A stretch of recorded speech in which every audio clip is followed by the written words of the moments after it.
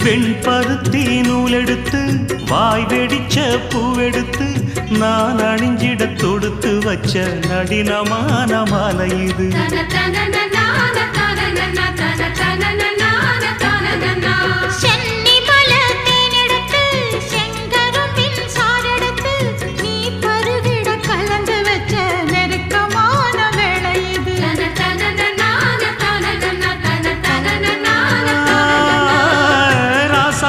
உடம்பிருக்கும் ரவிக்க துணி நானாக அன்னாடம் சூடி கொள்ள ஆசை வச்சாகாதா.